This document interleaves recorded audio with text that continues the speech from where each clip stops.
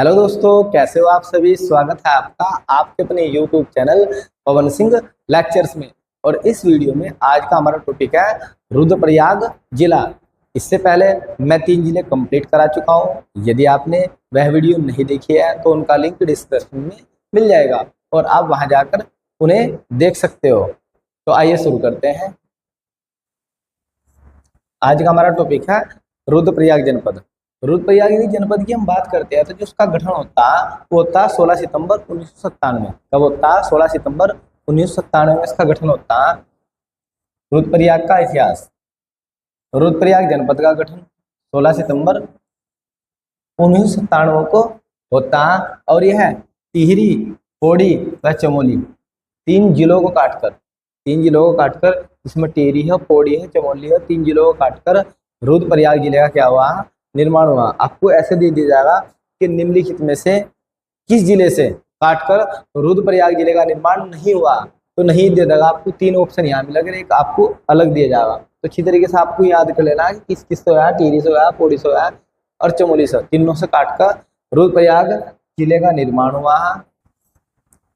यदि हम रुद्रप्रयाग जिले की बात करते हैं तो जो रुद्रप्रयाग जिला है वह अलकनंदा और मंदाकिनी के संगम पर बसा हुआ। आप लोगों से सीधा सीधा एक क्वेश्चन पूछ ले जाएगा कि अलकनंदा व मंदाकिनी का संगम कहाँ होता है, तो कहाँ होता है आप लोगों का? रुद्रप्रयाग में होता है। रुद्रप्रयाग अलकनंदा व मंदाकिनी के संगम पर बसा हुआ है, इसलिए फॉर्मूला होता है प्रभु श्री राम। आर सा यहाँ से रुद्रप्रयाग, ए सा अलकनंदा, एम सा मंदाकिनी। तो अलकनंदा व मंदाकिनी का संगम का होता है रुद्रप्रयाग में होता है। और रुद्रप्रयाग की हम बात करते हैं इसका प्राचीन नाम क्या था? पुनाड़ था। और महाभारत के समय इस क्षेत्र को रुद्रव्रत के नाम से जाना जाता था। तो ध्यान रखना, महाभारत के समय इस क्षेत्र को क्या कहा जाता? रुद्रव्रत। तो इसका नाम पुनाड़ भी है और महाभारत के समय से रुद्रव्रत बोले जाता। नेक्स्ट आता हमारा 1989 में रुद्रप्रयाग एक तहसील बना। आप लोग सीधा सीधा पूछा जाएगा रुद्रप्रयाग तहसील कब बना, तो 1989 में। और रुद्रप्रयाग 2002 में नगर पंचायत बनता है और 2006 में नगर पालिका बना। तो यदि आपसे पूछा जाए नगर पंचायत कब बना, तो 2002 में। नगर पालिका कब बना? 2006 में क्या बनता है? नगर पालिका। नेक्स्ट आता भौगोलिक स्थिति। यदि हम इसकी भौगोलिक स्थिति की बात करते हैं यदि हम इसकी भौगोलिक स्थिति की बात करते हैं, ये उत्तर सिराज का, ये आप लोग का दक्षिण है, ये पूर्व और ये पश्चिम। इसके उत्तर में नाम ही उत्तर है, तो उत्तर में होगा उत्तरकाशी। उत्तर में क्या है इसके? उत्तरकाशी। यदि पूछे जाए रुद्रप्रयाग जिले के उत्तर में कौन सा जिला है, तो उत्तरकाशी है। यदि हम पूर्व की बात करते हैं तो इसके पूर्व में चमोली है। यहाँ से सीधे सीधे पूछ ले जाएंगे आप लोगों से रुद्रप्रयाग जो जिला है उसके पूर्व में कौन स्थित है, तो चमोली इसके पूर्व में स्थित है। यदि हम दक्षिण की बात करते हैं तो दक्षिण में इसकी पौड़ी स्थित है, पौड़ी गढ़वाल। और पश्चिम में इसके टिहरी है। टिहरी कहाँ है?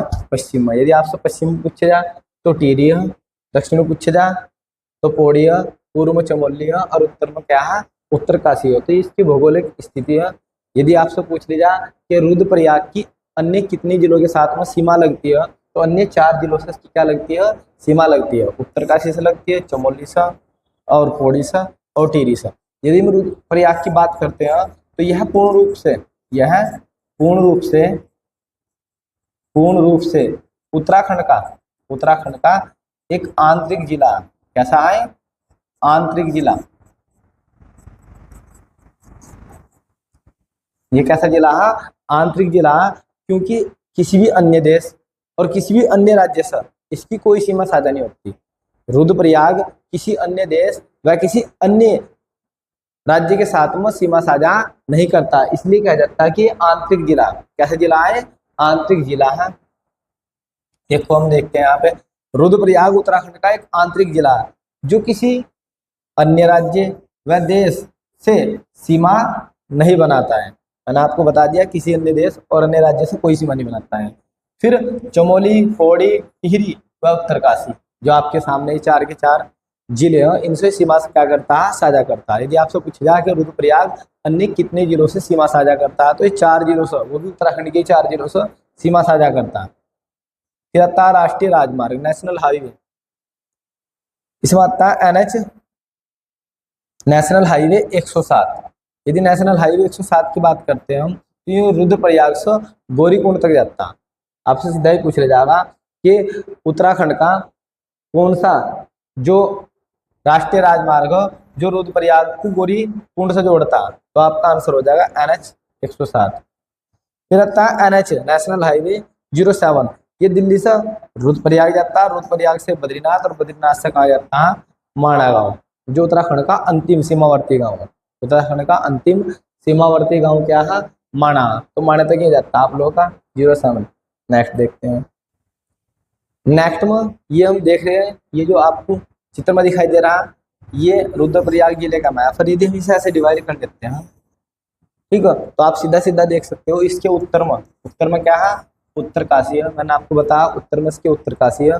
यदि हम इसके पूर्व की बात करते हैं, तो पूर्व में इसके क्या है, चमोली है। यहाँ पे देखते हैं चमोली है।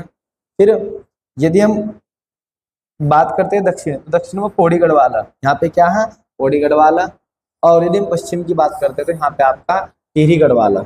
तो इन 3 जिलों से इसकी सीमा लगती है। और ये इसके कुछ प्रमुख, यहाँ पे केदारनाथ है, ये मधमहेश्वर है आप लोग का, ये ऊखीमठ है, ये क्या है, ऊखीमठ है। तो ये आप रुद्रप्रयाग जिले का मैप देख सकते हो। फिर आता है इसका रुद्रप्रयाग जिले का प्रशासनिक ढांचा। यदि हम प्रशासनिक ढांचे की बात करते हैं, तो जनसंख्या सबसे पहले आती है जनसंख्या। तो जनसंख्या इसकी 2,42,285 व्यक्ति इसमें रहते हैं। फिर आता है जनसंख्या घनत्व। जनसंख्या घनत्व होता है 1 वर्ग किलोमीटर, जो स्क्वायर का एरिया होता है, 1 वर्ग किलोमीटर में कितने व्यक्ति रहते हैं, सो बोलते हैं जनसंख्या घनत्व। यदि हम 1 वर्ग किलोमीटर की बात करते हैं, तो 1 वर्ग किलोमीटर में लगभग 122 व्यक्ति इसमें रहते हैं। नेक्स्ट आता है हमारा लिंग अनुपात। यदि हम लिंग अनुपात की बात करते हैं, तो लिंग अनुपात का अर्थ होता है 1000 पुरुषों के पीछे महिलाओं की संख्या। इसके पीछे 1000 पुरुषों के पीछे महिलाओं की संख्या, महिलाओं की संख्या लिंग अनुपात कहलाती है। और लिंग अनुपात डेमोग्राफी के लिए, जनसांख्यिकी के लिए बहुत ही महत्वपूर्ण तथ्य होता है। तो इसलिए सरकार को आंकड़े निकालने होते हैं। तो इसमें क्या है, 1000 पुरुषों के पीछे महिलाओं की संख्या को लिंग अनुपात कहते हैं। तो 1000 पुरुषों के पीछे लगभग 1114 यहाँ पे महिला, ठीक है, तो ये लिंग अनुपात है। वैसे तो बात हो रही पुरुषों के पीछे महिला, पुरुषों के पीछे वैसे तो कभी महिला रहती नहीं, महिलाओं के पीछे कौन रहते हैं, पुरुष रहते हैं। तो ये लिंग अनुपात में बात हो रही है ऐसी। फिर आता है कुल साक्षरता दर। यदि कुल साक्षरता दर की बात करते हैं, तो 81.3% इसकी साक्षरता दर है। फिर आता है पुरुष साक्षरता। पुरुष साक्षरता 93.90% इसकी पुरुष साक्षरता है। और पुरुष साक्षरता में रुद्रप्रयाग का उत्तराखंड में प्रथम स्थान। तो याद रखना आप लोगों को, पुरुष साक्षरता में जो नंबर 1 में है वो है रुद्रप्रयाग। पुरुष साक्षरता में प्रथम स्थान पर कौन है, रुद्रप्रयाग उत्तराखंड के अंदर। जबकि महिला साक्षरता में देहरादून। फिर आता महिला साक्षरता। महिला साक्षरता इसकी 70.35% इसकी महिला साक्षरता है। और महिला साक्षरता में यदि प्रथम स्थान की बात करते हैं, तो देहरादून है। पुरुष साक्षरता में रुद्रप्रयाग है। फिर हम बात करते हैं नगरीय आबादी। यदि नगरीय आबादी की बात करते हैं, तो 4.10% इसकी नगरीय आबादी है। और फिर आते हैं विधानसभा सीटें। यदि विधानसभा सीटों की बात करते हैं, तो उसके अंदर 2 विधानसभा सीटें, जिनमें से एक है केदारनाथ और दूसरी है रुद्रप्रयाग। उसके अंदर 2 ही सीटें हैं, एक है केदारनाथ, एक है रुद्रप्रयाग। विधानसभा सीटें 2, विकास खंड इसके अंदर 3 और तहसीलों की संख्या इसके अंदर है 4। नेक्स्ट देखते हैं। अब आते हैं प्रमुख पर्यटक स्थल। इसके प्रमुख पर्यटक स्थलों की हम बात करते हैं। सबसे पहला था गुप्त काशी। गुप्त काशी, जो गुप्त काशी है यह मंदाकिनी नदी के तट पर स्थित है। क्योंकि यदि हम बात करें रुद्रप्रयाग जिले में सर्वाधिक जो बहने वाली नदी है वहां मंदाकिनी नदी। कौन सी नदी? मंदाकिनी नदी, जो केदारनाथ के पीछे से एक चोराबाड़ी ग्लेशियर है वहां से निकल कर आती है। तो ध्यान रखना, इसलिए इसकी ज्यादातर चीजें मंदाकिनी नदी पे आपको देखने को मिलेगी। तो रुद्रप्रयाग में अधिकतम जो नदी बहती है वो आती है मंदाकिनी नदी। तो जो गुप्त काशी वो मंदाकिनी नदी के तट पर स्थित है। और गुप्त काशी अपने सुंदरता के लिए जाना जाता है। एक बहुत सुंदर स्थल है, बहुत प्यारा स्थल है। गुप्त काशी में भगवान शिव को समर्पित विश्वनाथ मंदिर स्थित है। एक बार फिर से, गुप्त काशी में ही भगवान शिव को समर्पित विश्वनाथ मंदिर है। सीधा सीधा आप लोगों से पूछ लिया जाएगा कि विश्वनाथ मंदिर वह किस देवता को समर्पित है। तो विश्वनाथ मंदिर किसे समर्पित है? भगवान शिव को समर्पित है। और विश्वनाथ मंदिर दो प्रकार के हैं, दो जगह विश्वनाथ मंदिर है। अच्छी तरीके से याद रखना, विश्वनाथ मंदिर एक तो आप लोगों का उत्तर काशी में पढ़ा था, उत्तर काशी, और एक आप लोगों का हो गया रुद्रप्रयाग में, और रुद्रप्रयाग के गुप्त काशी में। तो ध्यान रखना आप लोगों को, विश्वनाथ मंदिर दो जगह है, एक उत्तर काशी में है, एक रुद्रप्रयाग में, रुद्रप्रयाग के गुप्त काशी में, और जो भगवान शिव को समर्पित है।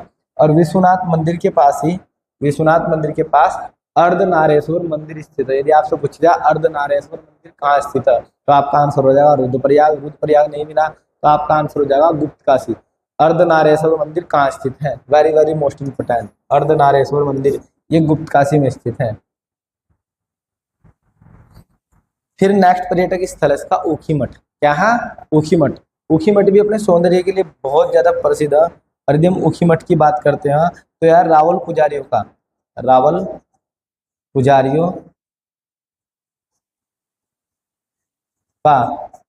निवास स्थल है। यदि आपसे पूछे जा रावल पुजारियों का निवास स्थल है तो आपका आंसर हो जाएगा ऊखीमठ। रावल कौन होते हैं? जो केदारनाथ मंदिर में पूजा करते हैं ना पुजारी, उन्हें रावल बोला जाता है। केदारनाथ मंदिर में पूजा करने वाले पुजारियों को रावल से पुकारा जाता है।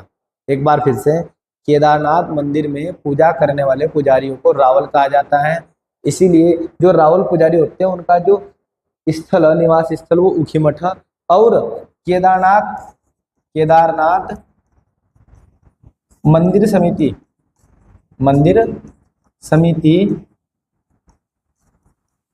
का मुख्यालय भी ऊखीमठ है। मुख्यालय, यदि आपसे पूछे जा केदारनाथ मंदिर समिति का मुख्यालय कहाँ पर है तो आपका आंसर हो जाएगा ऊखीमठ। एक बार फिर से, केदारनाथ मंदिर समिति का मुख्यालय कहाँ पर स्थित है? वो ऊखीमठ में स्थित है। और ऊखीमठ में ओंकेश्वर शिव मंदिर है, जिसका निर्माण आदि गुरु शंकराचार्य जी ने करा था। आप लोगों से पूछ लिया जाएगा कि ओंकेश्वर मंदिर का निर्माण किसने कराया तो आपका आंसर हो जाएगा आदि गुरु शंकराचार्य जी ने ओंकेश्वर मंदिर का निर्माण कराया। नेक्स्ट आता शीतकाल में केदारनाथ व मंदमेश्वर की डोलियां यहीं पर लाई जाती है। यानी कि कहने का अभिप्राय है, जब शीतकाल आता तो शीतकाल से पहले ही अगस्त माह में रक्षाबंधन से एक दिन पहले जो केदारनाथ मंदिर इसके कपाट बंद हो जाते हैं। कपाट का मतलब जो द्वार होते हैं बंद हो जाते हैं। और जो पूजा की जाती है, जो पूजा की जाती है वह ऊखीमठ में की जाती है। ऊखीमठ के ओंकेश्वर मंदिर में पूजा की जाती है। यदि आपसे पूछे जा कि केदारनाथ मंदिर का शीतकालीन आवास क्या है, कहाँ की जाती है केदारनाथ मंदिर की पूजा, तो वह कहाँ की जाती है? ऊखीमठ के ओंकेश्वर मंदिर में की जाती है कपाट बंद होने पर। था चोपता। यदि आप चोपता कभी घूमने के लिए जाओ तो चोपता भी एक अपनी सुंदरता के लिए जाना जाता है। यहाँ पे क्या है, बहुत शांतिपूर्ण वातावरण है, ये देखने में बहुत ही बड़ा प्यारा लगता है। और इसकी जो आसपास है ना छोटे छोटे बहुत ही रमणीक बुग्याल आप देखकर ना आश्चर्यचकित हो जाओगे। बड़े प्यारे प्यारे बुग्याल इसके पास में। और इससे कुछ दूरी पर लगभग 5 से 7 किलोमीटर की दूरी पर तुंगनाथ मंदिर स्थित है, जो उत्तराखंड का सबसे ऊंचा मंदिर भी है। यदि आपसे पूछ लिया जाए उत्तराखंड का सबसे ऊंचा मंदिर कौन सा है तो तुंगनाथ मंदिर, वह चोपता में ही है। चोपता एक छोटा सा हिल स्टेशन है। कैसा है? एक छोटा सा हिल स्टेशन है जिसे मिनी स्विट्जरलैंड भी कहा जाता है। क्या कहा जाता है इसे? मिनी स्विट्जरलैंड कहा जाता है चोपता को। ये नेक्स्ट आता है, यह अपने प्राकृतिक सौंदर्य, शांतिपूर्ण वातावरण और ट्रैकिंग के लिए बहुत ज्यादा क्या है प्रसिद्ध। चोपता क्या के लिए प्रसिद्ध, ट्रैकिंग के लिए प्रसिद्ध, शांतिपूर्ण वातावरण और सुंदरता के कारण यहाँ पर ही भगवान तुंगनाथ मंदिर स्थित है। और छोटे छोटे से बुग्याल आकर्षण का क्या है केंद्र है यहाँ पर। नेक्स्ट देखते हैं। नेक्स्ट आता अगस्त्य मुनि। यह मंदाकिनी व धूलगाड़ नदी के संगम पर स्थित है। यदि हम अगस्त्य मुनि की बात करते हैं, ये भी एक अच्छा पर्यटक स्थल है और ये मंदाकिनी व धूलगाड़ नदी के संगम पर स्थित है। और यहाँ पर ऐसा माना जाता है कि जो अगस्त्य मुनि थे उन्होंने तपस्या की थी इस स्थान पर। जो अगस्त्य मुनि थे उन्होंने यहाँ पे क्या की थी, तपस्या की थी इस स्थान पर। और यहाँ पर अगस्त्यवर ऋषि मंदिर भी क्या है स्थित है इस स्थान पर। फिर आता है सोनप्रयाग। सोनप्रयाग, जो सोनप्रयाग है वह वासुकी व मंदाकिनी, वासुकी को हम सोनगंगा बोलते हैं, वासुकी नदी क्या बोलते हैं सोनगंगा। तो ये सोनगंगा व मंदाकिनी के संगम पर स्थित है। आप लोगों को मैंने बोला कि मंदाकिनी आप लोगों को ज्यादातर दिखाई देगी, देखो यहाँ मंदाकिनी है, यहाँ मंदाकिनी, मंदाकिनी को बंद होगी। तो वासुकी और मंदाकिनी नदी के संगम पर स्थित है सोनप्रयाग या सोनगंगा। वासुकी नदी का नाम सोनगंगा भी है। सोनगंगा और मंदाकिनी नदी के संगम पर कौन है, सोनप्रयाग स्थित है। और इसी के पास में कैलाश मंदिर, इसी के पास में कैलाश मंदिर भी क्या है स्थित है। नेक्स्ट देख लेते हैं। नेक्स्ट हमारा था रुद्रप्रयाग जिले के प्रमुख मंदिर। सबसे प्रमुख मंदिर है केदारनाथ मंदिर, जो सबसे ज्यादा क्या है प्रसिद्ध भी है। केदारनाथ मंदिर मंदाकिनी नदी के तट पर स्थित है। केदारनाथ मंदिर मंदाकिनी नदी के तट पर स्थित है। यदि हम केदारनाथ मंदिर की बात करते हैं तो ये मंदाकिनी नदी के तट पर, क्योंकि इससे कुछ ऊपर ही केदारनाथ मंदिर से ऊपर चोराबाड़ी ग्लेशियर पड़ता है। क्या पड़ता है, चोराबाड़ी ग्लेशियर पड़ता है और वहां से निकल कर आती है, वहां से क्या निकल कर आती है, मंदाकिनी नदी निकल कर आती है। तो इसलिए हम कहते हैं कि जो केदारनाथ है वह मंदाकिनी नदी के तट पर स्थित है। और केदारनाथ मंदिर में भगवान शिव के पीठ यानी कि पृष्ठ भागों की पूजा की जाती है। सीधा सीधा क्वेश्चन पूछ रहा, केदारनाथ मंदिर में भगवान शिव के किस भाग की पूजा होती है, तो आपका आंसर हो जाएगा पृष्ठ भाग, पीठ की पूजा होती है। एक बार फिर से, केदारनाथ मंदिर में भगवान शिव के किस भाग की पूजा होती है, तो आपका आंसर हो जाएगा पृष्ठ भाग की, पीठ की पूजा की जाती है। केदारनाथ मंदिर की ऊंचाई की यदि बात करते हैं तो 3593 मीटर ऊंचा है केदारनाथ मंदिर। इसकी ऊंचाई 3593 मीटर ऊंचा है। और यह मंदिर कत्तूरी शैली में बना हुआ है। यह मंदिर कौन सी शैली में बना है, कत्तूरी शैली में बना हुआ है। और इसका जो शीतकाल आवास है, यदि पूछा जाए केदारनाथ मंदिर का शीतकालीन आवास कहाँ है, तो आपका आंसर हो जाएगा ऊखी मठ। ऊखी मठ का ओंकेश्वर मंदिर, ऊखी मठ का ओंकेश्वर मंदिर इसका शीतकालीन आवास है। जो भी चल मूर्तियां होती है वह शीतकाल के समय ओंकेश्वर मंदिर में स्थापित किया जाती है, पूजा अर्चना के बाद पूरे विधि विधान के साथ। फिर आता है नेक्स्ट मंदिर हमारा मधमहेश्वर मंदिर। यदि मधमहेश्वर मंदिर की हम ऊंचाई की बात करते हैं तो 3417 मीटर की इसकी ऊंचाई है। और यह पंच केदारों में से दूसरा केदार, पंच केदारों में से कौन सा केदार है, दूसरा केदार है।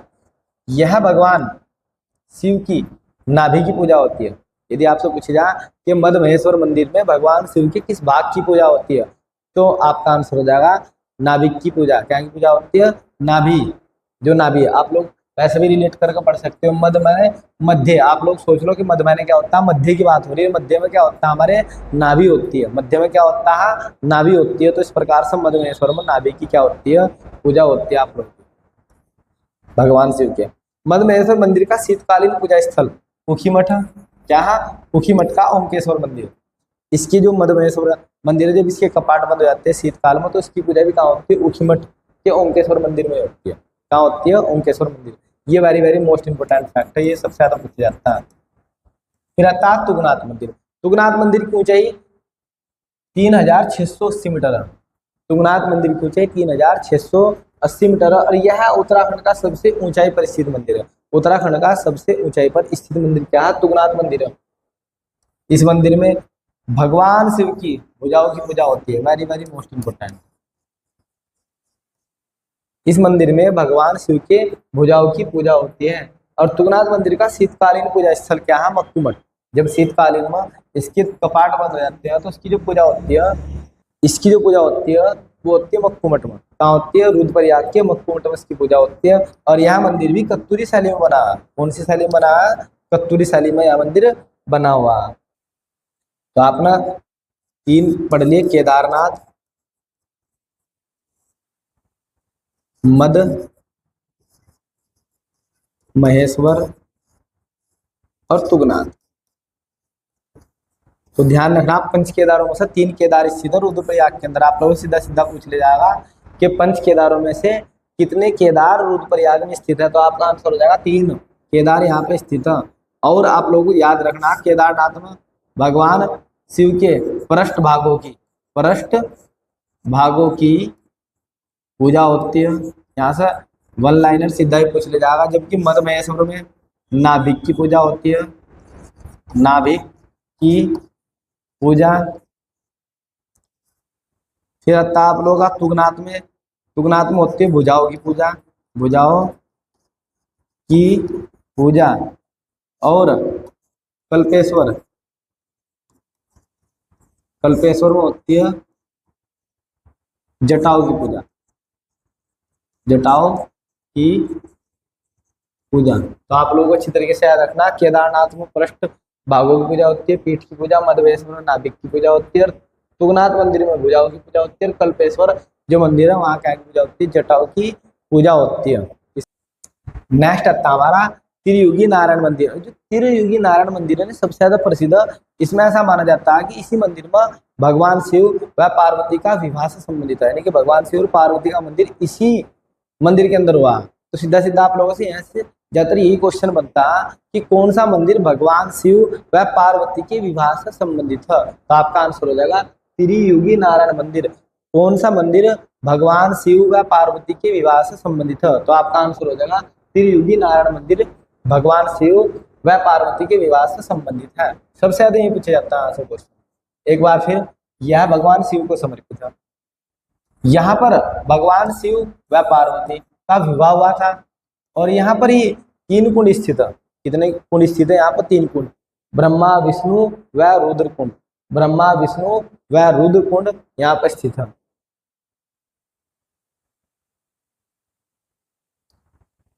फिर आते हैं कुछ इसके प्रमुख मंदिर जो आपको डायरेक्ट ही पूछ ले जाएंगे, कौन सा मंदिर कहाँ? कार्तिकेय स्वामी मंदिर। जो कार्तिकेय स्वामी मंदिर है ये भगवान शिव का जो पुत्र है उसे समर्पित है। तो ये कहाँ पे स्थित है? रुद्रनाथ में स्थित है। फिर आता है वासु केदार मंदिर, ये रुद्रप्रयाग में स्थित है। कालीमठ मंदिर, जो कालीमठ मंदिर है ये रुद्रप्रयाग में स्थित है। बाणासुर मंदिर रुद्रप्रयाग में स्थित है। हरियाली देवी मंदिर, वेरी वेरी मोस्ट इंपोर्टेंट, ये बहुत ज्यादा पूछा जाता है कि हरियाली देवी मंदिर कहाँ पर स्थित है? तो आपका आंसर हो जाएगा रुद्रप्रयाग में। हरियाली देवी मंदिर कहाँ स्थित है? रुद्रप्रयाग में स्थित है। नाला का बौद्ध मंदिर, ये कहाँ पे स्थित है? रुद्रप्रयाग में स्थित है। विश्वनाथ मंदिर, ये कहाँ स्थित है? रुद्रप्रयाग के गुप्त काशी में स्थित है। नेक्स्ट आता है रुद्रप्रयाग जनपद के प्रमुख मेले। इसका सबसे प्रमुख मेला है जाख मेला। जो जाख मेला यह रुद्रप्रयाग के गुप्त काशी में लगता है। सीधा सीधा पूछ ले जाएगा जाख मेला कहाँ लगता है? तो गुप्त काशी में। जाख मेला कहाँ लगता है? गुप्त काशी में, रुद्रप्रयाग के गुप्त काशी में लगता है। और जो जाख मेला इसमें ऐसी परंपरा कि इसमें लोग जलते हुए अंगारों पर जलते हुए अंगारों पर नृत्य करते हैं। क्या करते हैं? नृत्य। आप लोगों से सीधा ही पूछ ले जाएगा कौन सा ऐसा मेला है जिसमें जलते अंगारों पर नृत्य किया जाता है? तो आपका आंसर हो जाएगा जाख मेला। जैसे याद रखना जाकर, जैसे याद रखना जलते हुए, जैसे याद रखना जाकर, जैसे ही रखना याद जलते हुए अंगारों पर नृत्य किया जाता है जाख मेला। किस मेले में जलते हुए अंगारों पर नृत्य किया जाता है? जाख मेला। यह बैसाख माह में लगता है।